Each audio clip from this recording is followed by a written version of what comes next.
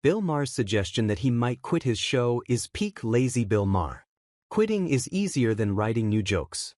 Despite the fact that he only tapes one show a week and is currently enjoying a hiatus that will last until early 2025, Bill Maher may still pack it in and quit his HBO series Real Time for good, meaning that Americans will have to find somewhere else to get vaccine misinformation from a former Murder, She Wrote guest star. This marks the second time that Maher has publicly stated that he will be quitting one of his professional activities during a booze-fueled episode of his YouTube show.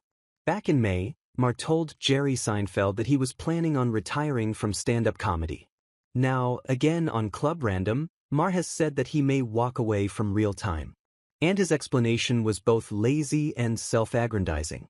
Speaking with screen legend Jane Fonda about Donald Trump's recent electoral win, Maher remarked, "I may quit, because I don't want to do another, I did Trump." While the looming dread and exhaustion of another Trump term is certainly something that a lot of people can relate to, Maher wanted us to know that he, specifically, can't go through it again, because he's been making fun of Trump for longer than every other comedian. "I did all the Trump stuff before anybody," Maher claimed. "I called him a con man before anybody. He's a mafia boss.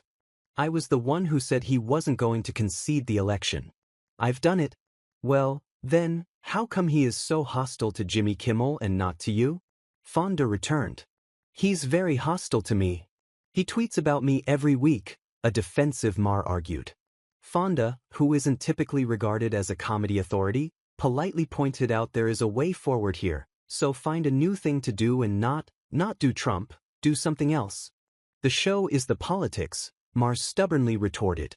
"And he's going to dominate the news like he always does." Suggesting that he'll bail on his show because he can't imagine a version of the show in which he doesn't just rehash the same hacky Trump jokes he's been telling for over a decade is pretty on brand for Maher. After all, this is the same guy who once accused The Onion of stealing his joke because he was too lazy to check and see that they published their joke months earlier. Obviously, Maher isn't really going to quit. Maher electing to vacate a job that gives him attention and a forum to spout his terrible opinions would be like Garfield giving up lasagna. But this is especially dumb considering that his most recent real-time editorial was all about how people shouldn't let Trump's re-election disrupt their current plans.